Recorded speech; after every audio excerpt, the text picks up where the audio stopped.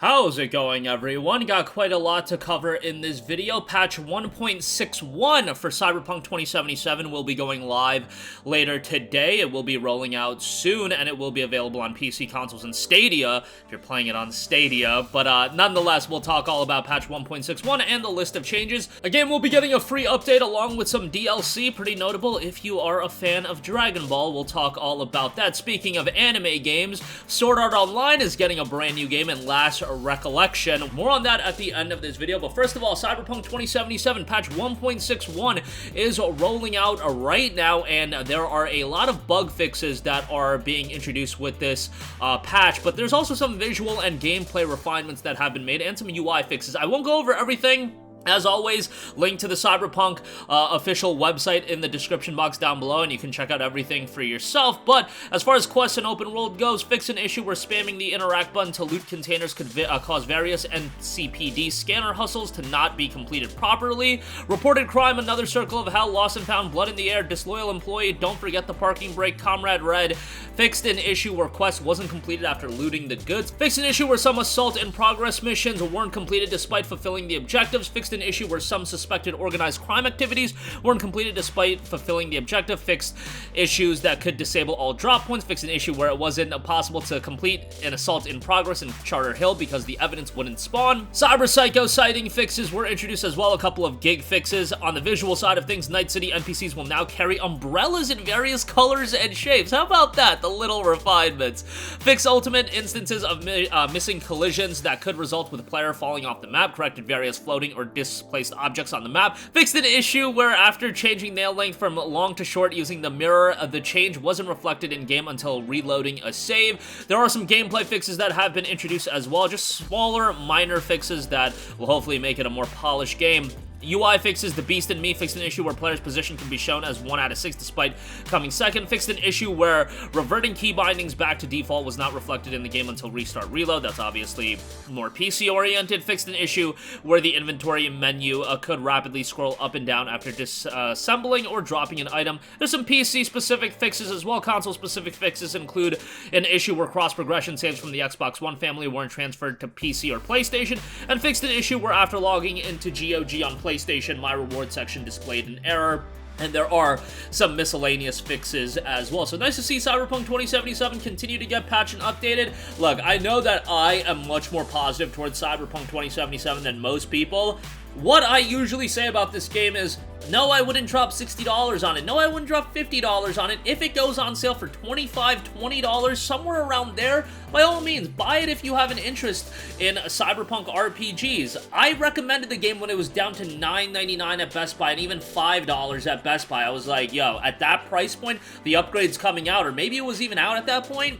Nonetheless, that was just a steal of a deal. Like, Cyberpunk isn't the best game in the world. Far from it. It's a very big drop-off from The Witcher 3. They're totally different games. But if you just want to compare CD Projekt Red RPGs, yeah, it's a bit of a drop-off, but it still has a lot of redeeming qualities to it, and hopefully they can build upon what they did correctly with Cyberpunk 2077 and create a more compelling follow-up title. I think the idea of a sequel was something that a lot of people should have just seen coming because of the investment that was put towards Cyberpunk as an IP.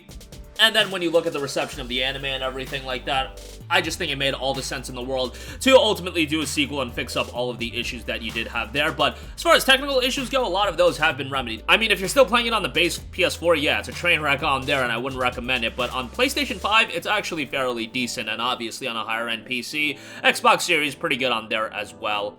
On top of that. Alright, moving on from that, Dragon Ball Xenoverse 2 free update launches November the 9th, and DLC in Hero of Justice Pack 1 will be dropping on November the 10th. Now, this is very much connected to the Dragon Ball Super superhero movie, and it's kind of wild to see Xenoverse 2 still getting consistent updates, but I know a lot of people are still invested into it as an experience. So the free update will be dropping tomorrow, November the 9th, and that'll include 2 new costumes and accessories, 5 dual ultimate attacks, 3 super souls, 61 loading screen illustrations, 2 raid quests, and 64 Hero Coliseum figures. The Hero of Justice Pack 1, that is new DLC. It'll include new playable characters in Gamma 1 and Gamma 2. There's like the androids from Dragon Ball Super Superhero, and Gohan in his Dragon Ball Super Superhero form. Gohan and Piccolo were the stars of the movie. That was kind of the idea of the movie. I felt like it was to give people that were like down bad, down atrociously, that were Gohan fans like growing up, especially during like the Cell Saga, and then Gohan just became kind of a dork for a long time. I know like the Buu Saga, he had like the ultimate Gohan form, but he really gets a shine in Dragon Ball Super Superhero. Hopefully they do parlay that into the entirety of Dragon Ball Super's storyline. We'll see. I believe it's canon, so like don't quote me on that, but we'll see how that ultimately turns out. Additional new content, 4 new parallel quests, 7 new skills, 4 new costumes and accessories, 5 super souls, and 15 loading screen illustrations will be included in the DLC as well. Lastly, I do want to note Sword Art Online is getting a brand new game. Last Recollection has been announced for PlayStation 5, Xbox Series, PS4, Xbox One, and PC. This will be dropping sometime in 2023. It'll support 1 player offline and up to 4 players online, so if you do want to play cooperatively, that is going to be an option. It's an action RPG, and a lot of the times you don't see JRPGs with a co-op emphasis to it as well, but this is one then it makes all the sense in the world to have that in. Based on Sword Art Online's War of the Underworld anime arc, a new story unfolds with tough challenges that await our beloved hero Kirito and his new friends. Players will unmask the Dark Knight and find out if Kirito and the crew will survive the relentless battle against the forces of the Dark Territory. It's the perfect game to introduce during Sword Art Online's 10th anniversary, when everyone can reminisce about their favorite SAO memories while meeting their favorite characters again. The newest installment of SAO video game series comes to next-gen consoles with a cast of featuring characters from previous SAO anime. Last Recollection boasts a brand new original storyline that explores what would have happened if Kirito and his allies didn't meet their tragic end in the War of the Underworld. Experience an exciting and elevated battle system with your friends against familiar foes from the SAO series. So you have an original story here as well. SAO is something that I did watch the entirety of the first 2 seasons. So I watched the original season, and then I watched the season where it was in Gun Gale Online. And I think everybody agrees that SAO looked like it had so much potential within in the first 3 episodes, and then it just crazy fall off the cliff type stuff when it came to SAO. I've heard the later seasons are pretty decent, and as far as the games go, I actually have enjoyed the games. I played Lost Song, and then I also played the Gun Gale title, and then there was one on Vita. I believe that was the very first game that I played. But nonetheless, the games are not like super high-end JRPGs, but they're relatively decent titles. Would I pay $60 for them? Probably not. But if you can get them on sale, and if you're a fan of SAO, you're probably going to enjoy the games even more so than I did, because while, you know, I watched the first 2 seasons and I could really appreciate things like the soundtrack and the animation. The animation I felt was really good.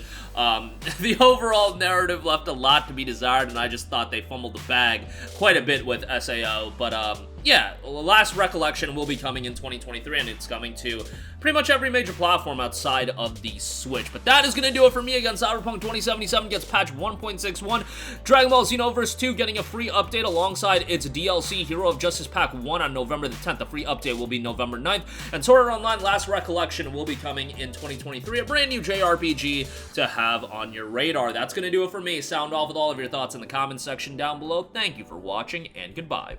Hey guys, we hope you enjoyed the video, and if you did, make sure to hit the subscribe button, and if you're already subscribed, do us a favor and hit the bell icon. This way you'll be notified whenever we post a new video. That's the best way to keep up with all of our uploads, and we usually try to upload 2 videos a day. And with the bell icon hit, you'll be notified whenever we do upload a video. As always, thanks for watching.